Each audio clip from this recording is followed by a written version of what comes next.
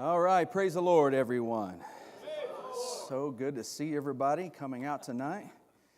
Everybody in the house. Looking forward to continuing our Bible study, The Enemies of Peace. I'm glad that we can meet together this week, unlike last week with that little situation that we had where we had to cancel. Does anybody remember what the previous week's topic was? The enemies of peace being what? The world. That was the last time we met together. We were speaking of the world. First, we were talking about the devil, that good old devil, right? That we like to give glory and credit for everything that happens bad in our life. For some reason, we just want to call him out and say it's his working and his doing, and that's not always the case. Sometimes it may be, but it's not always the case. Then the next week, we went into the world, which is the system of influence, and now we're moving on into hoping to have done it last week and this week because we're doing it in two parts, but obviously last week we couldn't meet, so we're going tonight and next Wednesday. We'll be talking about the flesh, the enemy. I believe that's the culmination of the subject matter because it's kind of interesting how it works with the devil, the spirit of the enemy, that wicked spirit, and the spirit of the world, that system. Their number one goal is to influence you, to influence your flesh. And so I think it's very important for us to spend more time talking about the flesh than on any of the other topics. So that's what we're going to be picking up with here today. But before we get started with that, I'd like to say thank you for being here. So good to see everybody. We did have a problem with our streaming on part 2. So if you went on to YouTube to watch it, if you weren't here, if you wanted to watch it again, there was a problem with the audio feed going into YouTube for that part. So I think they ended up pulling that off. But it is on Spotify. It is on Spotify if you want to listen to part 2 where I speak about the enemy being the world. And we concluded with that message with Ephesians chapter number 2, verses 1 through 10. And that's where we're going to pick up right now with part 3, the flesh, the enemies of peace, the flesh. And we will be going to Ephesians chapter number 2, verse number 1 through 10. I'm trying to catch my breath because I had to run home real quick to check on something, and as I was coming in that side door, trying to come in that side door over there, I hit that ice, and I almost fell, but I saved it. I did. If anybody was in their car watching you, I'm sure you got a good laugh because I was doing a whole whoop, whoop, whoop, whoop, kind of dancing kind of number, but I didn't go down. You know, I may feel it in my back or something later, but but I didn't go down. Thank the good Lord. So let's begin reading. I'm reading 10 verses here, so you can stay seated. Don't worry about standing now, but we will begin reading at chapter number 2, verse number 1 in Ephesians. And you he made alive who were dead in trespasses and sins, in which you once walked according to the course of this world, according to the prince of the power of the air, the spirit who now works in the sons of disobedience, among whom also we all once conducted ourselves in the lusts of our flesh, fulfilling the desires of the flesh and of the mind, and were by nature children of wrath, just as the others. And then, of course, we love verse number 4, but God, who is rich in mercy because of his great love, with which he loved us, even when we were dead in trespasses, made us alive together with Christ. By grace you have been saved, and raised us up together and made us sit together in the heavenly places in Christ Jesus, that in the ages to come he might show the exceeding riches of his grace in his kindness toward us in Christ Jesus. For by grace you have been saved through faith, that not of yourselves. It is the gift of God, not of works, lest any one should boast. For we are his workmanship, created in Christ Jesus, for, and everybody say this, good works. Good works.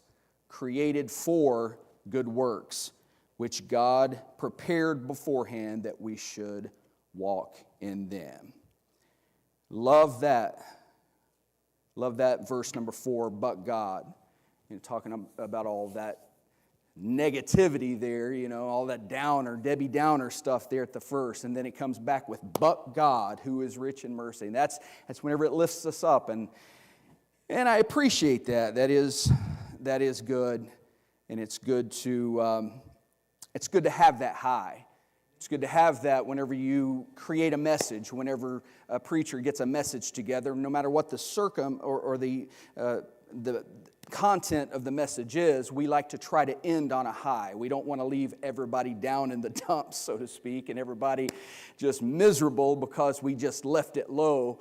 But sometimes, unfortunately, you have to. Every now and then, it's good to not ride on some emotion out of the church and into your life. Sometimes it's good to have a mirror placed in your hand and look at yourself as to who you really are, and then take that mirror home looking at yourself and not really riding that wave of excitement out of church, but you're kind of staring the reality of the situation in the face. And we don't always like to do that, but sometimes it is good to do that. Sometimes it is beneficial to do that. And we shouldn't always do that. I'm going to try my best not to. In fact, in some of the message or the series coming up on Wednesdays, I'm going to try my best not to have that heavy subject matter like this. We'll get into some the blessings and riding with authority, and I'm walking in favor, and we're going to shout the house down. Thank you, Lord. But tonight, it's not one of those nights. I hate to tell you. And next week, it probably won't start off. We'll try to conclude the series on a bit of a high, but how many wants to understand who the enemy is, who the real enemy is? I want to understand who that spiritual wicked one is. I want to understand who he is and who he's not. I want to understand what the world is, and I said it a couple weeks ago. We used to talk about it all the time. If you've grown up in Pentecost, the world, and we never really understood necessarily what the world is. We just kind of envision the planet, but what is the world? And identifying specifically who the world is. And now going a little deeper, identifying exactly what the flesh is and how the flesh desperately wants to sabotage you. You ever hear these words? You ever hear these statements? And no doubt everybody has. The heart wants what the heart wants.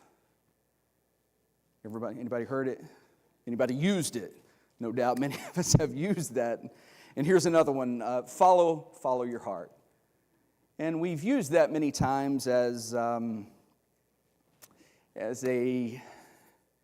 encouragement to find what you want or what you like or what makes you quote unquote happy, but it's really not the best advice. And I will give a little bit here in my building and my establishment of the lesson here on why that's really not the best concept or principle to go by.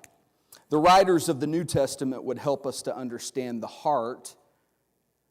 Follow your heart is more akin to following your flesh, following those desires. And as I said, we began the series with the devil, we began the series with the world, and now we're at the flesh. And I believe it's those things have the devil, the world, they have one goal: to prey upon our flesh, to prey upon your flesh, to prey upon the lusts, the cravings of the natural man.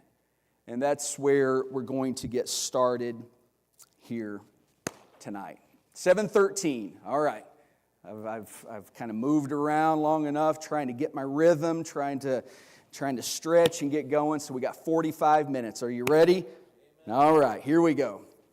Scholars speak of the flesh as the corruption that sin has introduced into our appetites and instincts.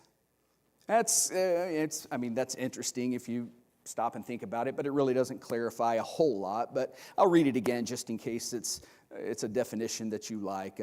Speaking of the flesh, a lot of scholars will say it's the corruption that sin has introduced into your natural appetites and instincts and desires. A Jewish scholar I read some time back, he was trying to explain the role of man and where we fit in creation. And he had something very interesting to say, that man is uniquely suspended between the beasts of the field and the angels. Interesting, because mankind is not just a beast in the field like cattle or anything else. Even though we were created on the same day, mankind is very unique in that we're not just beasts of the field. We're not just flesh and blood. We're not just given to natural beastly desires. We are somewhere suspended between that and the spiritual, the ethereal, the angels in heaven. And the flesh, as it were, is a descent into that beastly nature. It is a focus of you to not rise above and lift your head up to the spiritual, something to aspire to. It is that base craving of your beastly side that wants to push you down into the field, as it were, and make you no more than a beast of the field. The Old Testament and the New Testament are very vivid with those descriptive terms, those descriptions, those stories of human nature. And if you don't believe me, man, you just haven't been reading the Bible, because there's some stories, and especially in the Old Testament, where it'll make any soap opera seem like, it's child's play almost, G-rated, some of these stories. And I don't look forward to the day whenever Evan and Natalia grow up and start asking me some of these questions. It's almost like, take it to Jesus. I don't know if I want to explain some of this to you, but nevertheless it is coming and you do have to address it. But Old Testament and New Testament is very descriptive of a lot of human behavior, because the Bible is very clear, even though we don't understand it sometimes, and it wants to explain obviously who God is, but it wants us to understand who we are and who we can descend into and who we can rise up to be. It's hard to keep it PG, but we'll definitely try our best. Thank God the kids are over there as we get into talking about the flesh, but we will do our best. Much of our problems, speaking of the flesh, are the result of, and I want you to remember this term, it's the result of disordered desire. Disordered desire. Much of the problems of human beings and human nature is the result of a disordered desire. Not all desire is created equal. Human beings are created with desires, and some desires are more noble and higher than others. Some desires are more beneficial than others. Some desires are more animalistic in nature, but we're all created with desires, and we're all born with these desires. Over the course of our lives, we begin to reshuffle the level of importance of desires, and they become disordered. The wise figure it out. The wise in the world and the wise among us, they figure this out, and they figure out something very important, that pleasure is not happiness. How many understand that? Pleasure is not happiness. The pursuit of pleasure and just hedonistic desires, the pursuit of pleasure as a way of life, which is what hedonism means, it's not happiness, and it ultimately will not lead to happiness. Pleasure is about dopamine, and happiness is about serotonin. Pleasure is about that next hit, as it were. Happiness is about long-term contentment. Pleasure is about want. Happiness is about freedom from want. Pleasure is about more, more, more. Happiness is about a deep soul satisfaction. The fact is, we must order our desires. Nothing worse than getting a phone call right in the middle of a message. Thank you. God bless you. The fact is, we must order our desires. You must order your desires and reorder your desires, whether it's the desires for sex, the desire for food, the desire for money, the desire for power and influence. Every area of your life, you have to order it and reorder it properly if it is in, and most likely it is in disorder from time to time, or has been at some point. Peace, the enemies of peace, what we're talking about as a reminder, peace in our lives is achieved after we properly discipline and order our desires. And that sounds overly simplistic. I'm completely aware. Well, peace in our lives is achieved after we properly discipline and order our desires. You're dismissed in the fear of the Lord. Now go have a happy life. It's overly simplistic, I understand. But there is truth in that the peace in our lives is achieved after we properly begin to discipline and order those desires and make sure that they are not out of order. Beginning to curb some desires and cultivating others. Amen? That's something that every Christian must begin to operate. Remember the text that I just gave, beginning to produce good works. Not that we're saved by works, but there is something to be said about understanding that once I've received that free gift of salvation that He has provided for me, if I don't begin to produce good works, I can begin to remove myself from the hand of God and the faith that He delivered to me. So there is something to be said about making sure that we curb some of those base desires, some of those lustful desires, and begin to cultivate some fruitful and beneficial desires. It's that inner tug of war between the spirit and the flesh. Someone told me one time, and it's very interesting, and probably many of you have heard this before. It's like the struggle between the flesh and spirit and trying to do what's right and ultimately doing what's wrong. It's like a dog fight in your chest. It's like two pit bulls just going at it in your chest. And the question is asked, well, which one wins? Well, the answer is it's the one that I feed. The one that I feed is the one that ultimately wins. And I heard that whenever I was a kid, and it created obviously some interest within me, even though at the time I really didn't truly understand what it meant. But as I began to age and grow, especially into early adulthood, I began to really understand what that is. But I remember a time in my youth, in my childhood even. I remember being about 7 years old in elementary school, and a friend of mine, bringing something to school to show me that I'd never seen before. At 7 years old, this is just mind-blowing now. And it just lets you know what kids are exposed to, probably far worse now than it was then whenever I was 7. I was born in 1977, so I would have been 7 at 1984. And I remember my friend bringing something, and it was pornography for the first time to school. And I remember to this day sitting in the cafeteria and him pulling that little picture out of his pocket that he had snuck out of his dad's home, and for the very first time laying my eyes upon a pornographic picture at the age of 7.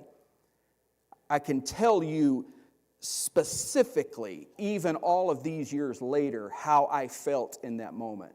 That first feeling that I felt was shame. And then after that, I felt excitement. But I do remember something very specific, and many of you probably have felt this before. I remember right here in my chest, it was like a growl, like a dog beginning to growl. And I remember that, and the reason I remember it is because any time in my adult life that I've come across any type of material or been close to any type of material, I could feel that same kind of growl, kind of animalistic within. And it's so strange, and I don't know if you've ever felt that before, and maybe I'm just a little off, but there's something to be said about that natural, lustful desire of flesh whenever that hunger is ignited within. How it's like something animalistic coming alive within. And so whenever I think back to that story that I heard whenever I was young about two pit bulls fighting in your chest, and the one that wins is the one that you feed, it really resonates within me because it seems like there is truth in that. Anytime you're exposed to something so dark and so depraved as whether it's pornography or whatever the case may be, it is something that begins to, like an animal within you, that begins to come alive and begins to thrive if you feed it. So again, we're talking about disordered desire and ultimately about ordered desire. Ordered desire. Understand ordered desire. This is something that's not understood in Western society. Modern Western thought was severely damaged by someone, and I'm pretty sure that everybody in this room has heard of this person by the name of Sigmund Freud. Born in 1856, died in 1939. Modern Western thought, philosophy, psychology, pop culture, everything was severely influenced and I believe damaged by this man, Sigmund Freud. Have you ever heard of the Freudian slip? Obviously, everybody has. Everybody's heard of that because we don't even know how ingrained with his philosophies that we are, that we've just accepted that a Freudian slip is a normal, natural occurrence for somebody slipping and saying something that was deep within. And we just bring so much truth to his concepts without even realizing it. It's infiltrated all areas of our lives, all area of pop culture, as I said. But the interesting thing is, and thank God for this, that many psychologists and psychoanalysts and many people that are students of many different fields are really beginning to discover that he got a lot wrong. And that's good. That's very good that many people, even people that are not of faith, they're starting to see and understand that so much that Western psychology and Western intellect and schools of thought have been, promoting him. So many are starting to see that it's kind of the wrong thing to do because he got so very much wrong. Now, prior to this man, prior to Freud, Western society, going back hundreds, if not a couple thousand years, Western society had a Judeo-Christian view of human nature. A Judeo-Christian view of human nature, and thank God for that. And the reason for there being so much success within Western society, as we call it, which is Europe and, of course, America, and even North and South America, but specifically Europe and America, is because of Judeo-Christian understandings, beliefs, and teaching. Now, many, obviously, we can look around and see that so many are getting away from that, and as you see so many getting away from that, you can see the descent into madness, which hopefully we're getting a little bit of a pushback against that for a little while with the last administration coming into power and beginning to maybe hit the brakes on some of that. But it's not going to stop. Obviously, it will continue again in the future, as we talked about with the system and the world being such a powerful player that it is. But Western society in general is a product of that Judeo-Christian view of human nature. It was all well defined by a 4th century philosopher. Now, obviously, there were many others, and there were many others that would speak to this, but there was a 4th century philosopher by the name of Augustine that could really clarify and speak to this on a better level. And he said the basic problem of the human condition is that of disordered desire or disordered love. His view, human beings are created in love and for love. And this starts to sound more familiar, doesn't it? Whenever we start to think about this view of human nature, it starts to sound a whole lot more like, if you're a Bible reader and understander of biblical principles, this sounds a whole lot more palatable and relatable. He says that human beings are created in love and for love. That is to say, we're lovers first and thinkers second. We don't like to say that sometimes. Sometimes we like to say, well, I'm a thinker, I'm going to. But no, you're really an emotional person that's prone to either loving or not loving, and then thinking after that. It's just the way that it goes, the way that human beings are designed. We're lovers first and thinkers second. We live primarily from desire, not the rational mind. And he went on to say, the problem with the human condition is not that we don't love, it's that we love either the wrong things or the right things in the wrong order. And I thought that was very interesting. It's not that the problem with the human condition is not that we don't love. Of course, we are creatures that are made to love. The problem with our nature is that we love either the wrong things or the right things in the wrong order. And that is where we get into disordered love. Disordered love, disordered desire. Now, what are some examples of that? What are some examples of disordered desire, disordered love that's going to wreck your life, to wreck your peace, to wreck your family, to wreck your, well, it's not wrong to love, for example, your job. It's not wrong to love your career choice. It's not wrong to love those. But whenever you begin to love that, whenever you begin to love your job more than you love your family, then you've got a problem. You've got a problem that's going to either wreck your family, or it's going to set your family or your children back in their development.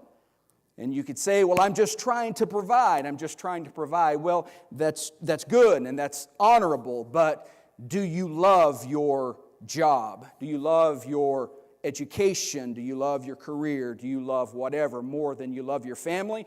That is disordered love and disordered desire. If you love your family, now this is going to wreck some people. If you love your family more than you love God, that's disordered desire. Well, how could that be? We should love our families more than anything. No, you shouldn't. God should be the ultimate. He should be the standard bearer. And He has given principles to live by and to raise families by and to walk in. And if you love Him first and you understand those principles, you can create a very well-balanced and productive family. But many people love family before they love God, and that begins to disorder love in their lives. And here's a good one. Oh, I can just feel this one. This one's going to speak to us right here. It's good to love truth. But if you love, I feel conviction on me right now. I feel conviction.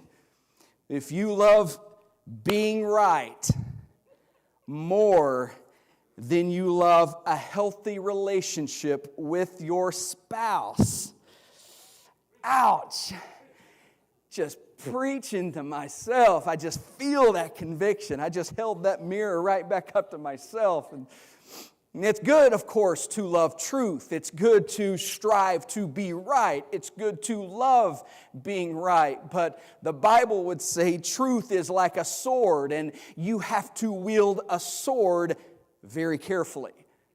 You can destroy your spouse, your wife, your husband, your kids. You can destroy your church. You can destroy life. You can destroy things if you take that sword and you just start swinging it because, well, bless God, this is truth, and I'm going to let truth be truth if, whatever. That's disordered desire, disorder with love. Jesus says, speak the truth with love. You don't wield that sword carelessly. Disordered love and disordered desires. Now, Western society flourished largely because, just as I said, because of this Judeo-Christian teaching that I spoke about here with Augustine so eloquently speaking of and writing of. Western society flourished and has been flourishing for thousands of years, and you can see the underpinnings of society beginning to collapse and fall away as the society and as culture, the greater culture begins to remove some of those footers, as it were, of Judeo-Christian teaching, and that understanding of the greater truth there beginning to erode away. It flourished for many years for those teachings of understanding disordered desire, and here's a better term for us to understand, delayed gratification. Delayed gratification. Now, until Freud popularized, whenever he took it mainstream, so to speak, this was the way of life. This was the way of understanding. Now, it wasn't across the board. There's always been people attacking. There's always been philosophers, and there's always been these. But largely that was the case until Freud came along and he began to popularize a different philosophy, a new philosophy that inhibited desire is the basis of all neurosis. Did you get that? Inhibited desire is the basis of all neurosis. And that is Freud 101. Basically, in layman terms, that means the reason you're unhappy, the reason you have anxiety, that you have fear, the reason that you're unhappy in life is because people are telling you you can't do stuff. And that is his philosophy that came in and has wrecked largely all of Western society. And this philosophy thrives in our economic system. It just so happens to be that capitalism, and this is no slam against capitalism, I believe it is the better system of economics. But this specific philosophy just happens to thrive in a culture or in a system of capitalism which produces a system of abundance. There is no reason to say no whenever you have everything around you at arm's reach and easily accessible at any time, unless there is a greater principle guiding you and a greater God, as it were, leading you. So this philosophy of Freud has really it took off in his lifetime as capitalism was raging and growing and producing greater and richer societies than ever in history or recorded history. And it's interesting for us to think about that every system, every economic system, it's going to have its downside. It's going to play it's going to play upon the negative aspects of human nature, whether it's this philosophy that thrives upon capitalism, upon that economic system, or it's envy and jealousy that thrives in a system of socialism. It's interesting how all of these work. It preys upon the base desires of human nature. It's that ideology that I'm speaking about. I hope you're with me. I mean, this is the kind of stuff, and I know it's a little dry, and I hope everybody's hanging on with me and staying with me, and we're going to be done before you know it, and you're going to walk out of here with that mirror in hand, and you're going to throw it down in the parking lot and say, I don't need that. And it's this ideology that has produced advice that we share with each other and we share with our children and we share with loved ones that I spoke about earlier. It's that advice of follow your heart.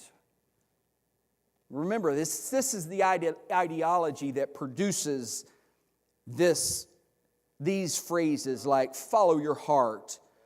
The heart wants what the heart wants, and you do you, and speak your truth, and be true to yourself.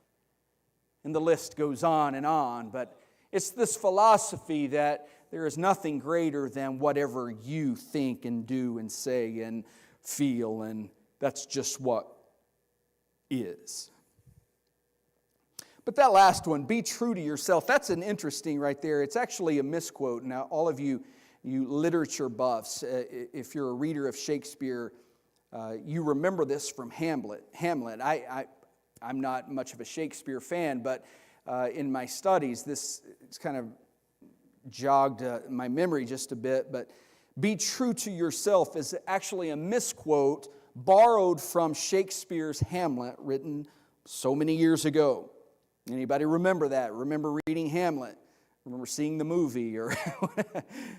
But there's a character there by the name of, anybody remember? Polonius. Polonius said, to thine own self be true. And that misquote, be true to yourself, is borrowed from Hamlet's Polonius whenever he said, to thine own self be true. But the interesting thing about this story is people don't realize that Polonius, in borrowing that term, borrowing that principle, borrowing that greater ideology even, Polonius wasn't the hero of the story. He was the fool of the story. In William Shakespeare's wonderful writing, he's painting a fool that is Polonius. He was not only the fool of the story, but he was a comic relief, so to speak, that served as a foil to Hamlet's existential struggle with self-knowledge. It was Hamlet who was trying to better understand who he is, and that's what we're all here, and we come to church and try to understand greater biblical principles, to understand to a greater depth who we are and who he is. And it was Polonius that was such a fool in his statement of saying, to thine own self be true. As if you just put on the blinders and just be you. And don't worry about anything else. And don't do anything. Just be you. And therein lies the greatest enemy of peace. And here it is, coming around now. Here we go. We're bringing it home. Starting to paint the big picture here. So try to wake all of you up with my large hand motions and movements. It's like, what's he doing? Okay, I'm awake. And I believe in this, it lies the greatest enemy of peace. It is the inability to understand that I am, that you are, both your greatest ally and your greatest enemy. You are both of these things. I am both of these things. I am my greatest ally, and I am my greatest enemy. It's the inability to understand, and I believe that that is perhaps the greatest enemy of our peace and our development in our walk, in our journey with God, is the inability to understand how we are positioned in this world. We are positioned, just like the Jewish commentators would say, we're delicately balanced between the angels in heaven and the beasts of the field. We have the unbelievable ability to be an ally to ourselves and to assist us in our development, whether it's being productive in the kingdom or productive in our families or productive members of society. We have this ability, if we understand our own nature, that we can rise above. But if we don't understand that we also have the ability to be the greatest stumbling block to our own selves and the greatest enemy to our own selves, then we're only seeing half the picture of who we truly are. If you don't understand that about yourself, if you don't understand whenever you look at somebody who has fallen, whether it's in the kingdom of God or has fallen in society and fallen on rough times, if you don't understand that you could be that person too, then you don't understand flesh at all.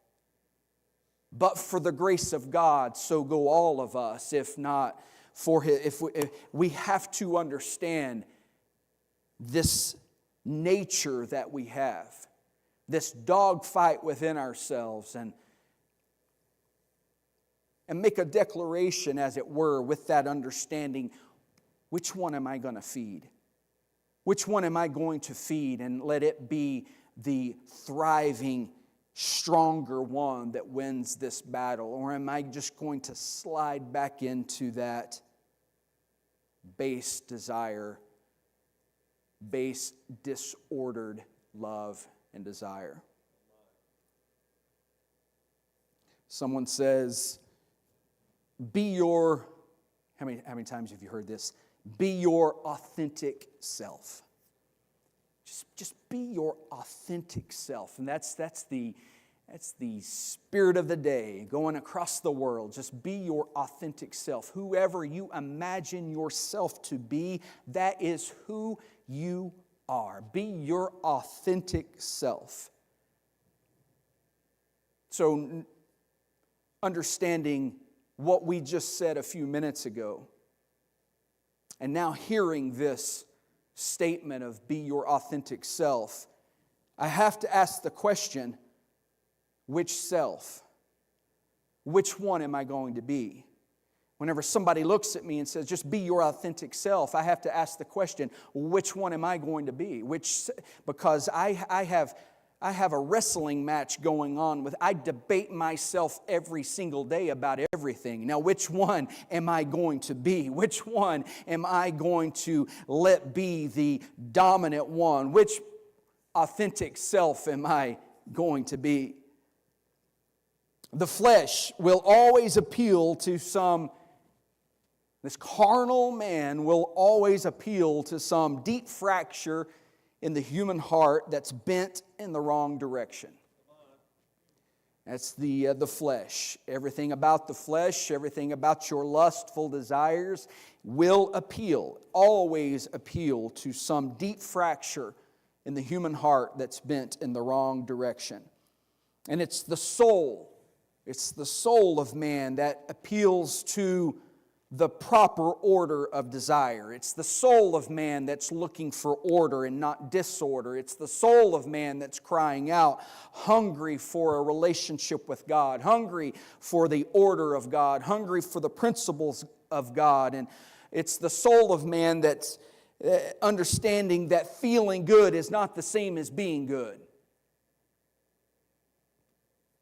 It's the soul of man that says just pursuit of feeling good is not the same as being a good person. Genuinely being a good person. Self. We're talking about self now. We're talking about self. How many knows it's all about me? It's all about... I've been taught that from such an early age. It's like we got that movie playing in our mind that is our life. And who are you in your movie? Who are you in your story that's going on? Who are you? Well, you're the good guy, of course. You're always, I'm the good guy in that running movie, that running dialogue, that story that's going all through my mind every day as I walk this life. I am the good guy. It's obvious I'm the good guy. But what if you're the bad guy and you don't know that you're the bad guy? What if you're the bad guy in this story and you don't realize you're the bad guy? The whole time you think that you're the good guy. And that's what I'm talking about today, understanding that you can be your greatest ally, or you can be the saboteur. You can be the greatest sabotager of yourself, of your life, of your future, of what God has for you, of your family, of anyone in the scenario. Far greater than the devil, far greater than Lucy. If you weren't here the first week, I like to tear down Lucifer. That name sounds scary, and I don't like giving him credit, giving him glory, so I like to bring his name down just a little bit and call him Lucy instead. We're just going to kick him a little bit. I'm not going to give you any glory, but it's ourselves that's the greater enemy than Lucy. It's ourselves that's the greater enemy than the system and the culture and the pop culture even of this world that's wanting so desperately to influence who we are. Self. Self holds the seat of all authority in our culture. I got 9 minutes. I got to speed it up. Self holds the seat. Here we go. Let's take it home now. Self holds the seat of all authority in our culture. Self is the source of morality. Self is the new spiritual authority. In culture, in society, and even in church culture, it sneaks in. Pastor, I heard from God. Really? I didn't hear from God for you. As your pastor, you see what I'm saying? Usually, generally speaking, whenever God begins to speak, He's not only speaking to you, He's speaking to your spiritual authority. But in this religion of self that we're talking about, you occupy the seat of spiritual authority. Self has become a little g God in our lives. Now, we're not talking about just the world now and greater society. We're talking about how this infiltrates into the church and into our philosophies that have started to take hold of our minds, and we're starting to embrace some of these concepts. And it's the understanding that self is more important. Maybe you wouldn't even say that. Maybe I wouldn't say that, but there's something about that system, something about that culture, something about that nature that wants to start propping up self and putting self into the throne of God. And we want to create self to be the source of all our understanding of morality and become our God. But the problem is, this is a crushing weight. 7 minutes. I'm watching it. I am watching it. Now this is a crushing weight. This idea that self is a little g God, and self is the source of morality, and self is the new spiritual authority, and it's all about self, and all about me, and it's all about who I am, and it's a crushing weight for the self. It's a crushing weight to let yourself be in this role, because I'm not designed to bear a weight that heavy. We're not designed to bear this kind of weight. Only a true God and living God can bear the weight and the responsibility of those things that we just spoke about. There's unbelievable pressure whenever you exalt self, exalt flesh to be in a role that it's not supposed to be in. First, you have to discover yourself. No doubt many of you have heard of that before. You have to discover yourself. Then you have to become yourself. And then you have to stay true to yourself. And then you have to justify yourself. And then you have to make sure that you make yourself happy. And then you have to perform to meet expectations of those around you, to meet the expectations of yourself that you've exalted yourself to be. And then you have to defend your fragile identity. And somehow in this process you have to learn to embrace the greatness of yourself. And of course, don't forget that all-important self-esteem that's so fragile and must be maintained at all times. Don't let our self-esteem ever be compromised. All of this is exhausting, of course. This is crazy. There's no way to do this. And on it goes. It's exhausting to do this. And it's no wonder, of course, if you're pursuing this, if you're in that rat race, it's no wonder that we find ourselves depressed. It's no wonder that we find ourselves burnt out. It's no wonder that we find ourselves full of anxiety and full of mental health issues, because we're just constantly focusing on self. What do I feel? What do I feel about this situation? What do I feel about myself? What does my greater desire feel about the situation? And on it goes. It's the religion of self. It's the religion of self. It's with this religion of self that there is really no greater commandment than thou shalt explore, indulge, and express, but never discipline or restrain oneself. That's the fundamental commandment of the religion of self. Thou shalt. If you're going to have a religion, you got to have a thou shalt, right? Or thou shalt not. Thou shalt explore, indulge, and express oneself, and thou shalt not discipline or restrain oneself in any way. So at 7:56, we're going to bring it home with Matthew chapter 22 and verse number 37. Whenever Jesus, of course quoting from the Old Testament, would try his best to balance the equation. Whenever the religious would try to trap him into what is the greatest of the law, he would say, you shall love the Lord your God with all your heart, with all your soul, and with all your mind. Got to start there. But after that, let's balance this equation out just a little bit. Let's take yourself off the throne. And the second is like it, you shall love your neighbor as yourself. What good is that throne of self if you begin to look at everybody around you as equal?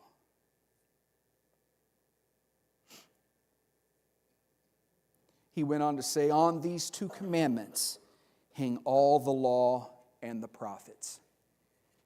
All of the law, all of the commands, all of the prophets, all of the words, all of the stories, everything in that Old Testament.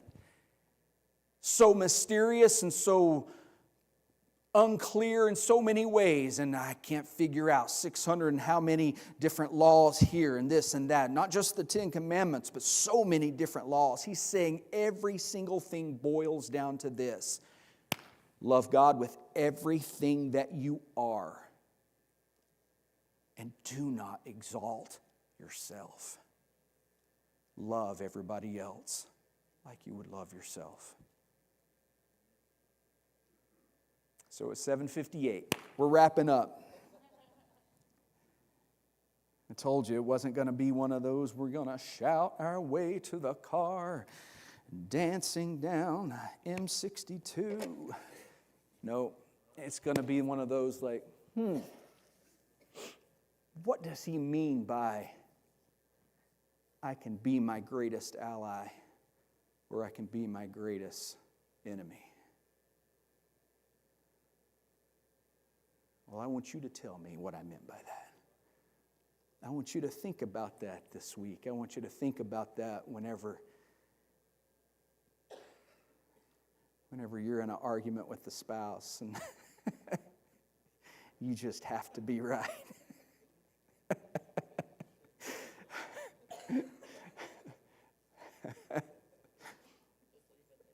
Yeah, I just want you to think about that whenever. And there's a multitude of scenarios where you see the battle within you. It's like, do I have a salad or do I have another piece of cheesecake? The battle rages within. Stepping on my toes again. It just goes on and on, right? We can be our greatest friend. We can be our greatest enemy. All about ordering desire. And that's the biggest problem at 8 o'clock. Disordered desire. Disordered love. Thank you for coming tonight. I love and appreciate you. Hopefully that will resonate with you and you can chew on that this week and be back Sunday for church. And I will try my best to have us a good old shouting message, uplifting and encouraging. I love and appreciate all of you. Thanks for being here tonight, and we will see you this weekend.